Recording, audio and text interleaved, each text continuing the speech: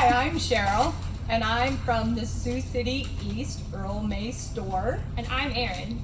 And together, we're sharing seed starting basics.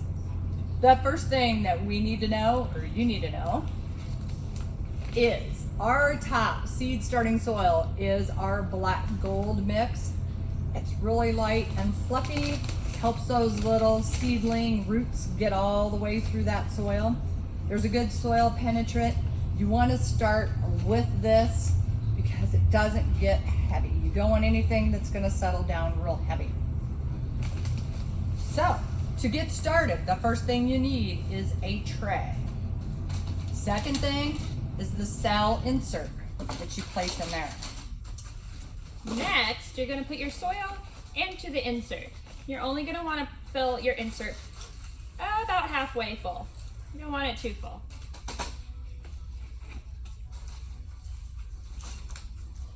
And then, one second. You're fine. Once we get that, then you'll pick your seed. Right.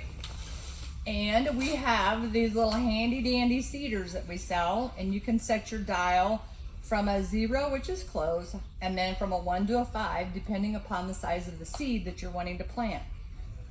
And this makes it super handy. Today we're got her set on a 4, and we have Swiss chard. And then you shake out 1 to 2 seeds per cell insert. Those are super handy, especially when you're planting teeny tiny seeds, like carrots or radishes that are tiny. They're so tiny. Okay. Okay, and then after that's done, you'll want to cover them just a little bit. It's supposed to be about 1/8 of an inch deep. You just kind of cover them lightly. Don't have to pack them. Just cover lightly. Alrighty, so the next step is to get them watered in. Because this soil is so light and airy, to come in with a watering can, you're just kind of blast your soil all over. So we prefer that you would use a sprayer and get that soil nice and wet all the way through. You can also bottom water. You can also pour water in your insert and it will soak that up from the bottom. And then once we're all done and we're ready to go, we will cover it with a humidity dome. And that will help keep that moisture in your tray.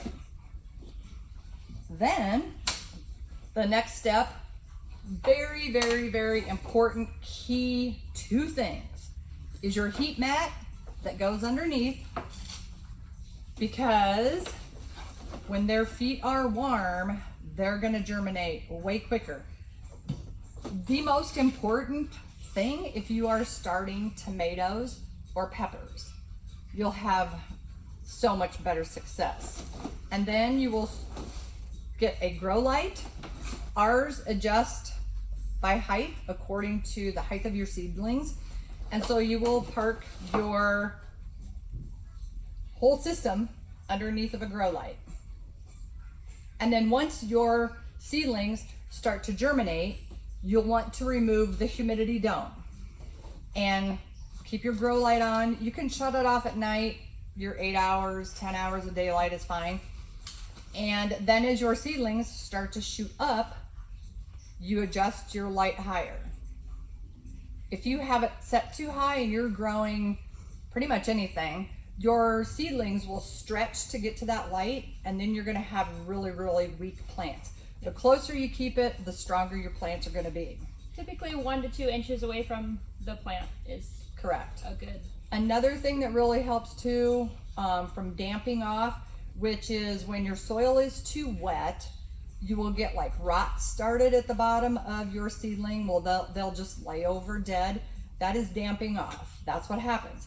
So another thing that will help too is if you have a small fan that you can circulate the air across that tray as your seedlings are growing. And we're gonna take it one step further. So this is what we talked about earlier, was when you're starting your peppers, your tomatoes. Flowers, you start small.